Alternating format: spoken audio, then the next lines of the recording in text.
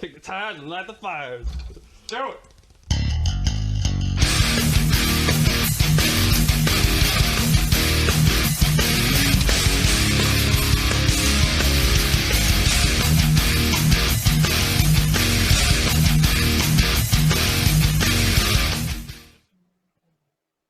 What's up, Browns fans? Thanks for stopping in the Danger Zone. I'm Josh. He's Rich. What's going on, man? What's up, buddy? How are you on this fucking absolutely wonderful day? Oh, summer's here, and you know it's good. We get a couple weeks of each season, so I can't get enough of it, man. yeah. Actually, we should. Well, it's supposed to go back down in the 70s, which is perfect, high 70s. So that's good for me. The 87 degrees, 90 degrees, I don't mind it. I guess especially if you're next to a body of water. But today was just I wasn't having it. I had it all day yesterday, and that was good. So I was like, "What's up, AC? Marvel movies?" That's not a bad day, man. Just That's hung actually out. a pretty good day. Anyway, all right, Rich, we are kicking off our training camp positional breakdowns. Each episode, as we always do, we'll just go position by position. And as we discussed, Rich, we're going to start with the quarterback position this episode. So there are a few points I want to talk about before we get into the players that make up this positional group. And the first point I think that we take into this camp with us is continued consistency within that room. Obviously, with Baker as the starter, this would be his third year, going into camp as the starter. And then even as far down, obviously, as the backup position, which obviously is seeing some consistency as well with Case Keenum coming in as, year two backup. Usually, not only is our starter fluctuating, but the backup quarterback is also fluctuating. So seeing that continued consistency is good, Rich. Well, yeah, we've had, as you said, this is Baker's third year coming in as a starter. Well, it's also our third year with the guy coming in as the fucking starter. Right. And it's comforting, but I don't want to take it for granted. Like, I catch myself, like I even said to you in the text when we were talking about this episode, I said, well, we might as well do the quarterbacks because arguably, do the QBs first because it's already done. Like, we're just going to repeat some words for this part of it. You know what I mean? Like, we know who's where, we know who's what, we got some camp arms, shit like that. But generally speaking, it's all about Baker Mayfield. Right. And that's where you should be if you're, a good team with a franchise quarterback. But so, like I said, that consistency, something we've never seen, right? Like you said, and it's good to have that continued consistency now. So, Rich, point number 2, what once was a weakness for so many years with this team is now the strength of the team, right? And I'm not talking with just Baker because obviously the cogs in this wheel, the most important is Baker Mayfield. No one can argue that. But the strength, again, I'm going to go back down to the backup position as well. God forbid, and I don't want Baker Mayfield to get hurt, but, you've got able hands behind Baker to not only step in and play if need be. We don't want to be there, but if need be. And obviously to help Baker continue his growth. Yeah, look, man, I like Case Keenum's like a security blanket. Is kind of how I look at it. If Baker gets dinged up or something and misses, God forbid, knocking on wood here, 3-4 games, like I don't feel like the season's fucking lost. Like I still feel like we have a guy who's, as he's shown, capable in pinch situations to get in there and play some football. Yeah. And let's, not to just talk about some other shit that we're going to get into later, but Baker isn't going to have, this offense isn't going to have to carry the team like it has in the past, hopefully anyway. Yeah. Well, it's offensively, I don't know that any team's going to escape what the NFL is, and that is a highlight of the offense. But if you can have, a good defensive unit, it can definitely help detract from it a little bit for sure. So absolutely. One other thing too is I think, and this is going to sound weird, and I was kind of milling this about in my head today while I was out gardening. I think in Baker's 3 years, this is the year with the least amount of pressure. Yeah, I think that's fair, and that actually plays right into point number 3. This positional group, this quarterback room, is in excellent hands under Stefanski and Van Pelt. And that's not just Baker, that's everyone in that room because of how that coaching staff approaches the quarterback position in terms of developing that guy and making sure they're comfortable with what they're doing, and even developing plays for that guy, right? So I think in good hands under Stefanski and Van Pelt. Well, right, and you saw at the end of last season, like it took a half a season, and this is not a ding to anybody. This is not a, well, it should have been done faster type comment, but it took a half a season for everyone to get on the same page with Van Pelt, Stefanski, and Baker specifically. Yeah. and the difference was stark, not to just throw out my last name for no reason. From first half Baker to second half Baker. And I'm under the I have the expectation that, coming out this season, it may take a game or two. The window, the time frame shrinks as these guys get to know each other better. But for Baker to basically pick up where he left off at that late 8, 9, 10 game run. Yeah. That's about 9 game. About a 9 game run last season where you could have made an argument that he was a top 3 QB.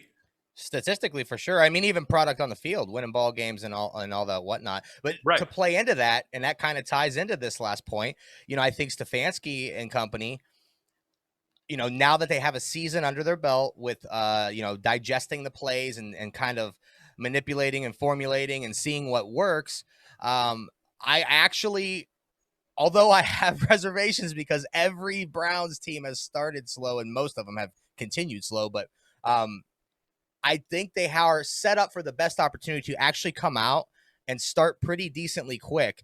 And that starts with the scheming and game planning early with Stefanski and Van Pelt. Yeah, those guys, look, enjoy Van Pelt while he's here because he won't be here long. That's correct.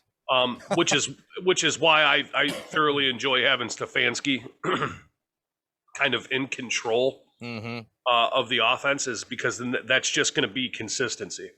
As long as he doesn't do un-Stefanski things, we should be fine. And it's just, man, I mean, the dynamic in that room is just getting better with time. I mean, Stefanski and Keenum have been together for a good while, or at least extremely familiar with each other. Yeah. So I mean, that helps with Baker, because there's no way we installed everything we wanted to install the second half of the season once we kind of figured out what we wanted to do with Baker. So hopefully it'll be, cleaning that shit up, dusting that up a little bit, getting it pretty, and then adding some new shit and putting Baker in even better positions to be successful. He has the skills. We've seen it. I don't give a, he throws one of the fucking best deep balls in the league. They kind of look like they've kind of moved him around a little bit instead of just letting him roll to the right anytime he got in trouble. The way he rolls and plants his feet and chucks the ball down the field is just fucking phenomenal. And these guys are smart enough to take advantage of those situations. Instead of trying to mash your quarterback into your system, you mold your system around your quarterback. And we have 2 guys that have done a fantastic job. And it's like, I'm going to use this phrase again. It's like a security blanket for Baker. Like, he knows what he's getting into. They're not asking him to do shit that he don't do. Yeah. Well, look, there's a saying that I always use. And as a manager myself for many years, you want your guys to feel, and of course I'm a military guy, so this is going to be a military analogy. You want your guys to feel like they can follow you into battle. And there's an extreme comfort that comes with that, which opens you up to be able to perform better with whatever it is you're doing. In this case, obviously we're talking about being an NFL quarterback. So that comfort level, that feeling that he can follow these guys into battle is big. And especially with a guy like Baker Mayfield, like an alpha male type guy, like, everyone thinks the alpha male, is like the big leader. Like, they don't need anything. No, you still need comfort in knowing the direction you're headed is a good one, and you're being led, because everyone's always being led by someone. You're being led by someone you can believe in and trust, and yada, yada, yada. You get where I'm going with this. So big for Baker and this whole room, really, to have Van Pelt and Stefanski, obviously. And you kind of were parlaying into Mayfield there, which is good.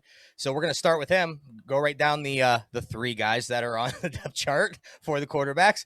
And obviously that starting position held by Baker Mayfield, coming into his third season as the starter, coming off a season where he threw for just over 3,500 yards, just over 62%, almost 63% completion, and a 95.9 rating.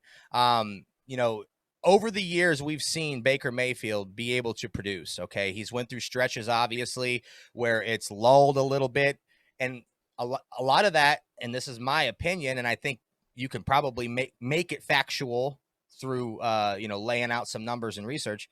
Most of those lulls were caused by the staff around him, man.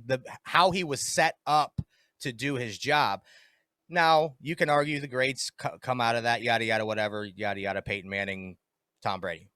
We're talking about Baker Mayfield in Cleveland and what he needs to be great in Cleveland. He needs what we just talked about, that good direction. So coming into third camp as a starter, Rich, the Browns obviously just picked up his option. So he's here obviously for at least 2 more seasons. He'll get extended. This is coming down the pipe at some point, if not this season, directly after the season ends, unless God hates us or something this year. I don't know. Right, but, fucking nuke goes off or some shit. Again, and all this stuff, all these stats I'm rattling through, career-wise so far with the Browns, he's not. You just look at the numbers; they're not horrible, man. And like by any stretch of the imagination, 62% completion. Over 11,000 yards, 75 touchdowns, 43 picks with almost a 90 or 89.9 career rating. So the guy's doing well, especially under the circumstances he's been put in. He's done fantastic. He came into the league with a shit fucking team. Don't be so nice, Rich. An asshole for a fucking head coach. Another fucking dickhead is the OC. And then it rolls into the following season with another asshole for head coach and a dipshit offensive coordinator. And he still put up those fucking numbers. I mean, if you want more from Baker Mayfield out of that situation, then you're asking for some shit that I don't think can be done. I don't think there's another quarterback that's in the game right now of the young guys that could survive it. Yeah. Look at Sam Darnold. He had fucking old googly eyes for a couple years, and now he's fucked. You know what I mean? Carson Wentz. What the fuck happened to him? Yeah. And we have Baker Mayfield, captain fucking slow and steady, shaving his mustache 4 different times in a game, and still puts up numbers with all the fucking chaos going around him, missing his head coach for games, missing all of his wide receivers for games, missing his number 1 QB for some game, or number 1 running back for a game or 2, I think. So, get off the guy's fucking back, man. Right. I mean, get off his back. He's got some record book, stat lines that he can jump into this season, Rich. So, right now, Brian Sipe at the time in 1980, 4,132 yards, still the only 4,000-yard Brown. Okay, Cleveland Brown. So that's on the table for Mayfield. Maybe a far stretch with the offense. We'll see. But on the table. And then, here's the thing too, and I don't know how they're going to do with this with the record books, the extra game, right? So especially now with 17 games, that's definitely at risk. The touchdown 30 by Sipe as well, right, in a season. So that's at risk. Mayfield's obviously hovering right around that 30 mark. So another game, building confidence. There's no reason to think he couldn't, get over 30 fairly easily. So some record stuff for Mayfield that could potentially happen this year, Rich. Look, I said it was, I think before last season. Fuck, I might even have said it in that second year with Freddie's dipshit ass. That within a 5 to 6 year window, Baker will go down as the greatest passer of the football in Cleveland Browns history. Period. I'm not comparing fucking Otto Graham. The goddamn forward pass was just goddamn invented. But he'll go Baker. I mean, look, Baker right now physically, and I think talent-wise, is better than Bernie Kosar ever was. Agreed. And I think anyone who argues that is a little bit delusional on Well, they're that front. probably about 50 and think the 80s Browns were awesome, which they were pretty fucking good. Kozar was pretty good for the time, but a guy like Kozar would not be successful in today's NFL. Yeah. He just wouldn't be. He didn't have fucking earth-shattering numbers either. He was just like oh man, I'm going to get caught for this one, buddy. Bernie Kosar was a fucking game manager, man, with the ability to occasionally make a play. That's also fair. And he was good and at it. I fucking love the guy. Yeah, I love the guy. I mean, I fucking love Bernie. I sang the fucking song when I was a kid, for Christ's sake. But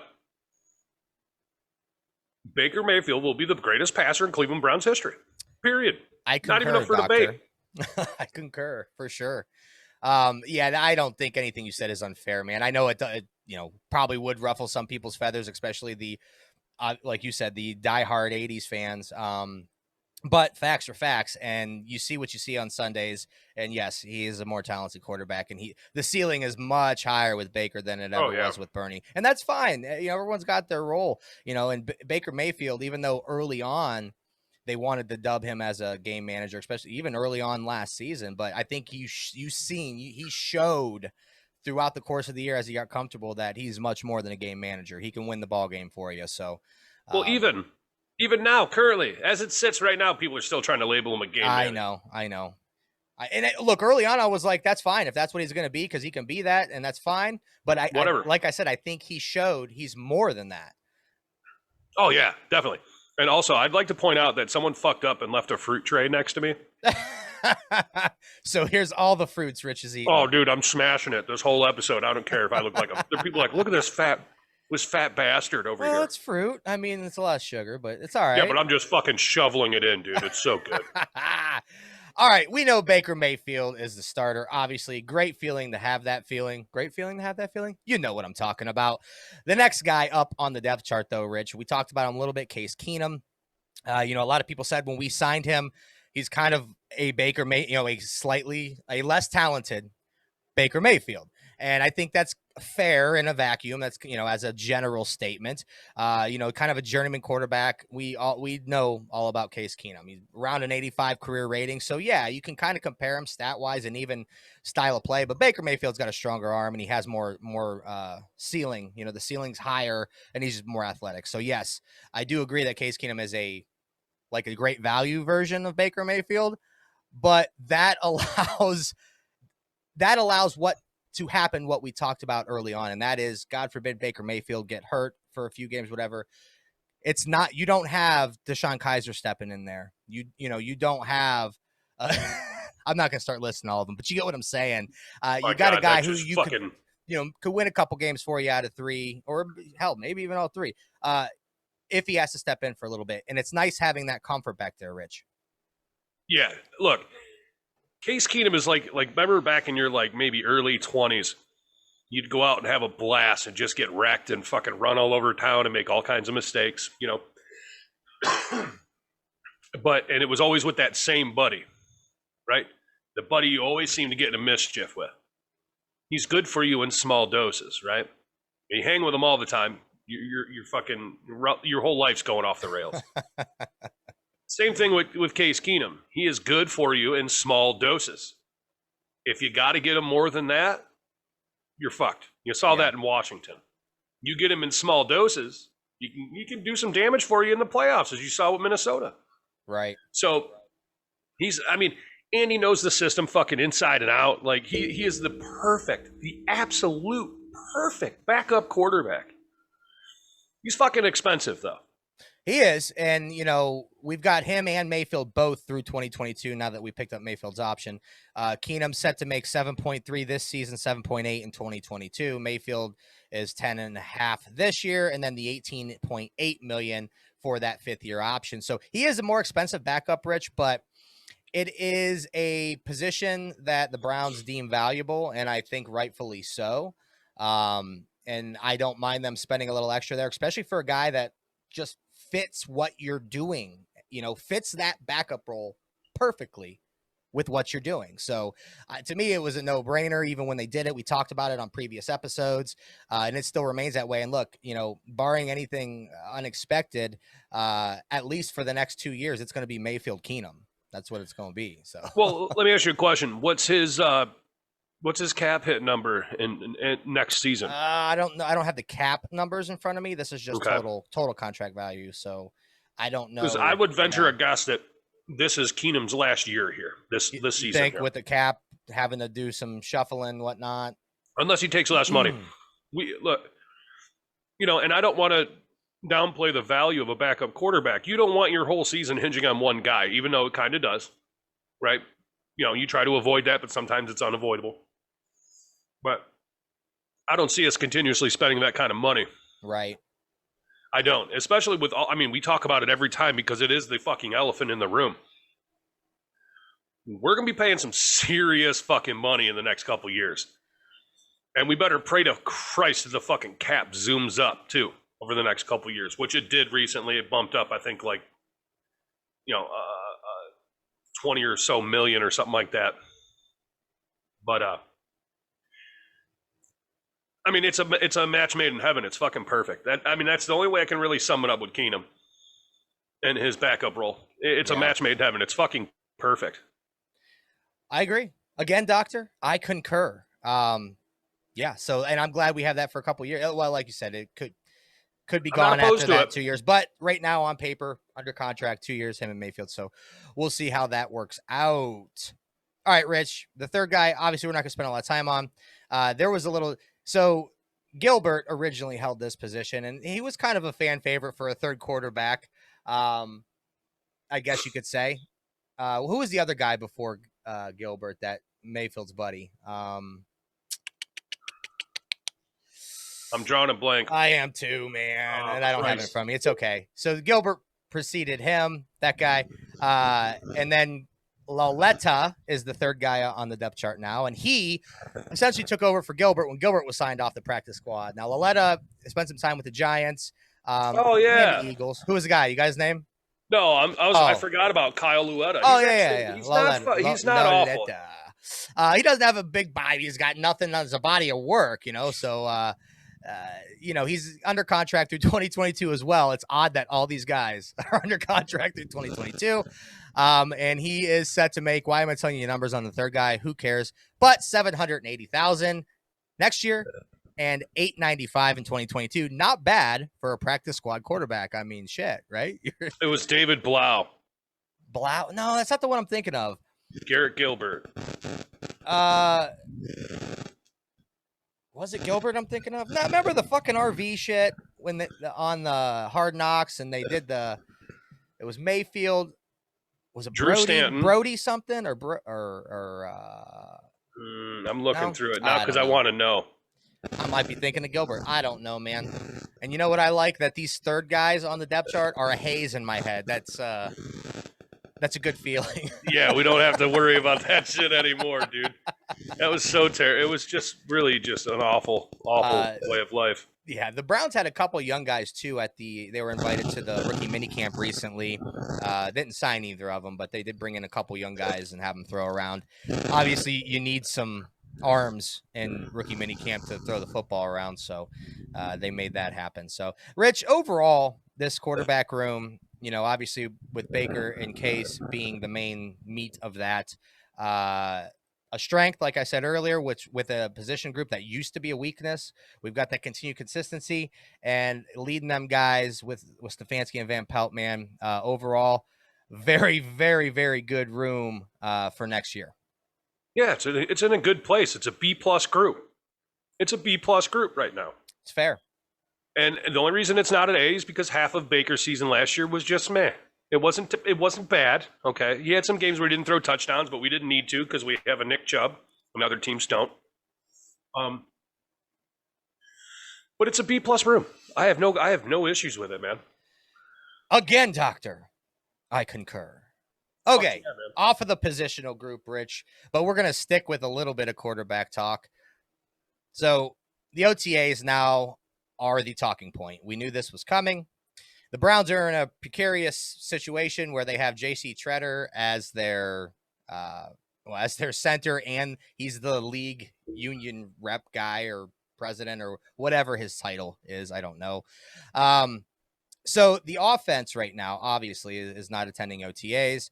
They're going to be hosted by Baker Mayfield down there in Texas, and they're going to do their thing down there, Rich. And I saw some people a little upset about this for some reason, about the offensive players opting, out of the OTAs. And I don't understand really like the hate toward the players over this. They're working, okay, which is what I stated in previous episodes. I said if they're not going to go, at least get together, right, and do some light stuff, some throwing, route running, yada yada yada, and that's what they're going to do, similar to last season. Rich, I saw you shaking your head with the comment, so I'm sure you don't have any ill ways to say about this. It's always the same fucking people. That the grossies, the grossy Cleveland Browns fan are the same fucking people that live in the 1970s and 80s when these guys had fucking off-season jobs because they weren't making a ton of fucking money, and they had to get together to like work out and fucking figure out what they're doing in football. Now these guys have so much like interaction and with the internet and fucking being they don't need to be up each other's ass 24 hours a day, 7 days a fucking week. It's just, and if they're working together, that's all I give a fuck about. Where it's in OTAs or in a fucking basement or in a practice field down in fucking Lake Travis, goddamn Texas. Like, I don't give a shit. Why do you fucking care? Everybody pissed and moaned last year when OBJ didn't show up for fucking... Oh, yeah. Voluntary OTAs. Yeah. Let me know when you motherfuckers go to work voluntarily. Yeah, you can come in tomorrow or not. I'll not be seeing you. Yeah, I'm going to be the not. Like, not fucking possible. I don't want to hear about it. It just, like, I'll be listening to sports radio, driving. Sometimes I'll listen to it at lunch, which is, I don't know why I punish myself. Baskin and Phelps, it's just like trying to swallow a cactus. Yeah. Without chewing. Yep. But it's the same people that call in there like, well, these fucking guys that get off my lawn and fucking outside yelling at the sun and the goddamn interwebs and all this other shit. It doesn't fucking matter. It doesn't fucking matter. The only thing that should matter right now is the defense, who is participating in the fucking OTAs, along with Andy Janovich, basically. Yep. And I'll be honest with you, the defense has a lot. We talked about this, right? Has a lot of new faces. Yeah. So, if anyone needs more time with the coaching staff, it's going to be the defense. Well, if you're weighing both sides, the defense needs it more, I guess you could say. Wouldn't that be weird if that was the compromise worked out between the players and coaches? Could have been. Probably fucking was, because we're not dealing with idiots. Not anymore, Rich. Not anymore. No. Treader's like, I have to save face because I'm asking other players not to go to these fucking voluntary camps. So instead of going to camp, have the defense go, and we'll all go fucking work out together down in Texas. And that way everybody wins. We get the work in, and so does the defense, and I don't lose any face being the fucking, the head rat, basically. And leave it be. Like, what the Yeah. Anything is more than what we had last year. Yeah, it's true. People forget so easily that basically they were able to send each other fucking letters and snail mail, and that was the fucking it. That was the end of it. You couldn't breathe by anybody. You couldn't fucking show up anywhere. Fucking people. We were just dying every fucking week waiting for the bad Rona news. Players getting sent home and all that shit. Oh, dude, I am so glad, likely, that that's not going to be the case, because all these players are going to be vaccinated, coaching staffs, yada, yada, yada. Yeah. That shit alone gave me an ulcer. Oh, my God, yes. Especially when we were starting to get down that playoff stretch. It's like, please, Lord, no. And then, obviously, we were hit with a bunch of different shit at the end. But, oh, God. Yeah, you guys could play Why'd you bring that up? I forgot. You guys could play this game, but with no receivers. Oh and man. You only practice like 3 days over a fucking 20-day stretch or some shit? Wow. So look, while you're pissing and moaning because these guys aren't spending every waking fucking moment together, go back and look at how last season started, went through it, and finished. Yeah. All right? Who won the fucking playoff game in Pittsburgh? It wasn't our head coach. It was a fucking special teams guy. Like, none of the shit that people spend more time bitching about doesn't fucking matter. It doesn't matter. Oh, it's good feeling though, Rich. Yeah, I forgot all about that. But you know what? We talked about it when we were going through it last year, and all that shit, that the team had to endure, especially down the stretch, with important games, shit on the line, it had to do wonders for just galvanizing the team, bringing everyone together, having confidence in each other. Talked about that confidence factor earlier, seeing that they all have each other's back. I mean, they did a lot of growth in that latter third of the season last year. Absolutely. And it's going to carry over this year, man. It is. Dude, the best thing for a football team that's not directly related to football is an us against them mentality. Tom Brady is like the fucking master of just, even after a fucking 3 Super Bowls in a row, he'd find a way to be like, everyone hates us. Everyone thinks we suck. We got to go fucking prove them wrong. Yeah. Every single fucking year. So having that kind of attitude, I'm telling you, it's the best non-football thing that you need to have on a football team. Is that I don't give a shit if you've won 40 games in a fucking row. Us against them, they still think we're going to lose. They think we fucking suck. Yeah. It's Although necessary.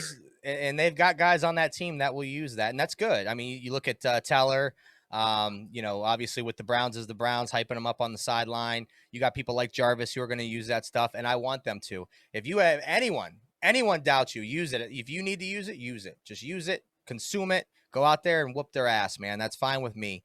And they seem to have shown a knack to like to do that. And you know what? If you're able to back it up, go fucking do it.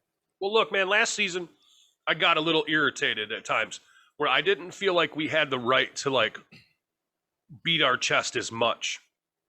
Especially Jarvis. Like he gets in trouble like once every other game. He does too. But now I think that has to become part of the personality of the team.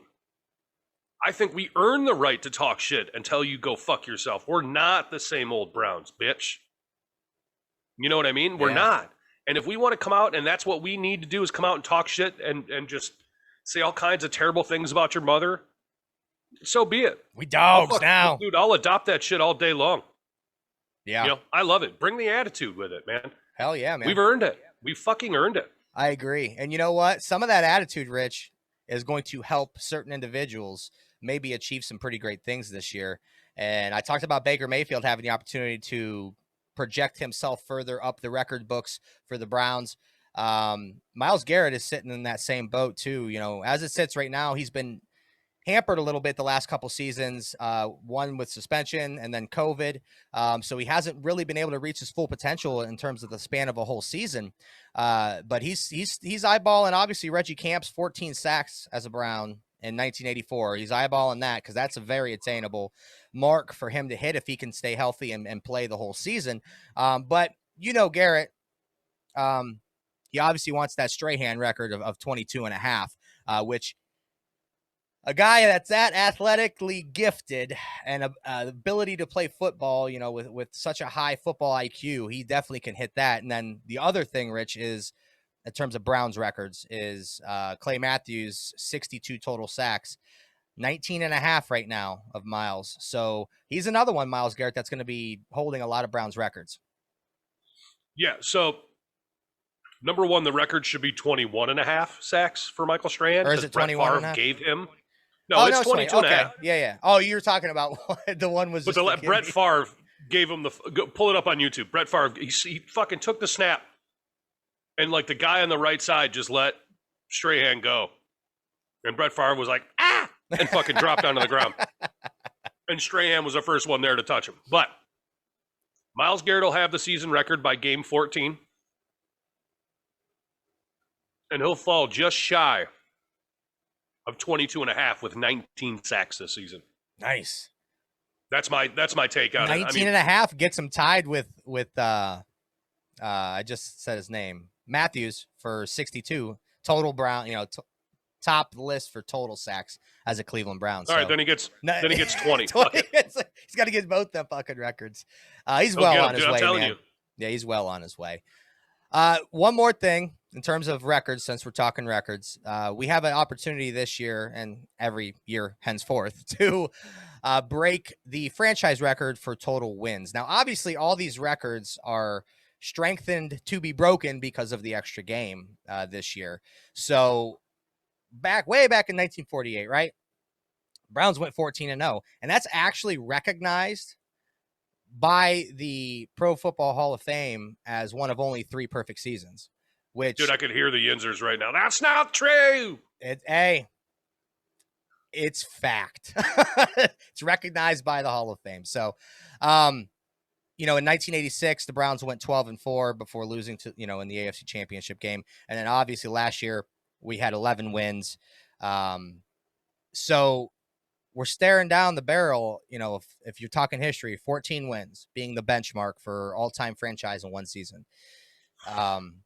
With 17 games this year, what did we have them going? I think we had them going 14-3, didn't we? I think we were both, if I'm not mistaken, I think it was 13-4. Was it 13-4? Okay. I think so. But so it's going to be a tough one at 14 wins. Even with 17 games, man, it's still going to be a tough one to break, but it's on the table.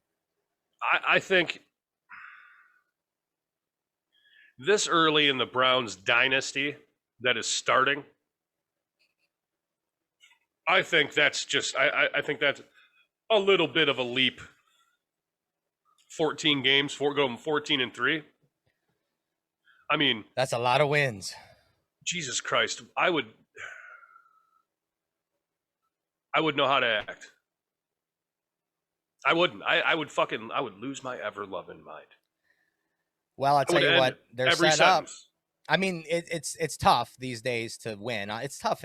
It was always been tough to win in the NFL, but the amount of athleticism, the athletes that are now in this game and coming into this game through the college ranks, it's just becoming ever harder. And that's why you see a lot of these rule changes as we go along, because they kind of almost have to alter rules to keep the ability to put out a good product, a high scoring game, keep that running. And then that's, the NFL's a business. They know what they're doing with it. So yeah, it's gonna be tough. 14 games, man. That's gonna be a tough one to top. Man, if we pull some shit off like that, I'll end every fucking sentence with "Go Browns."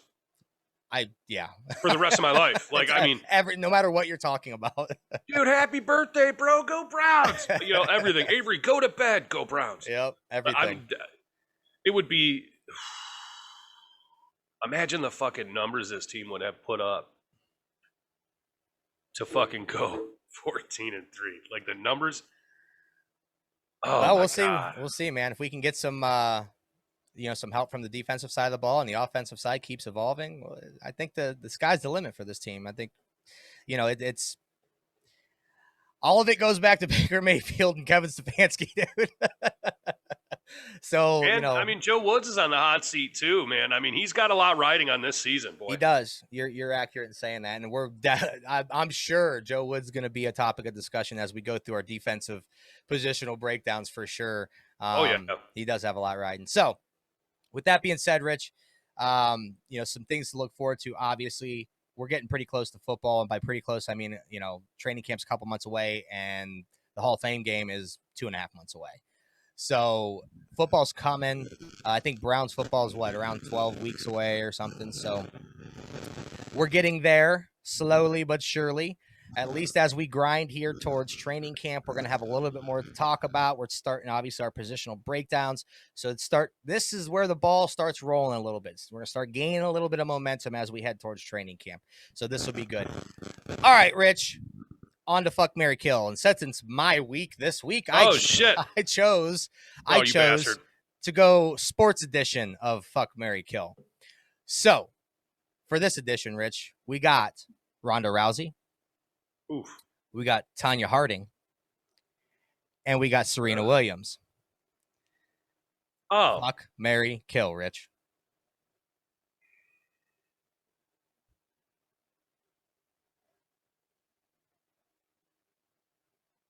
I'd fuck Rousey, I'd marry Serena, and I would absolutely kill the shit out of Tanya Harding. Ronda just, I don't know, man. I don't know, dude. I feel like being married to that broad, like if I slip up, she gonna bust me in the lip or something. Like, how do I defend myself? With a I bat am the or same. something? I am the same all the way across the board. it's I don't think there's only logical sequence. There's only a two place difference here. Because if you have the third one involved in any of the other two decisions, you're a sick, twisted fuck. Tanya Harding is just a terrible, terrible, terrible human being. I kept going down Serena the road Williams of is like, I mean, TV, and I'm like, Rich just did that, so I got to do something different. dude, Serena, like super athletic babies and shit.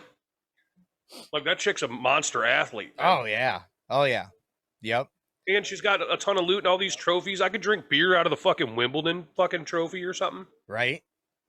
Or I think Wimbledon's a plate, so I would eat a steak. Is on it a that plate? Okay, yeah. But a cup, whatever. I think cup so. I'm not trophy. certain, but one of the cups that she wins, I would make Caribou Lou in that bitch and hammer it, fall down and shit, be like woo. Yes. But, yeah, there's no other way. There's no other way that scenario goes for me. Nope, I agree with that one, man. None. Hey, guys, don't forget, I'm going to do the plug right now. Head over to mark1sports.com and check out all the Cleveland content we have for you there. Your Indians, your Cavs, your daily fantasy, world event stuff with the Mark 1 crew, and then obviously the Danger Zone. So be sure to head over there. It's www.mark1sports.com. Check the store, see if there's any new items for you there, and hit up all the content we got for you. So with that being said, Richard, lead us out, man. It's hot. Yeah. So look, dude, I just want to show a little bit of extra love to our fucking CLE Tribecast guys. They're doing a fucking dynamic, just a bang up fucking job.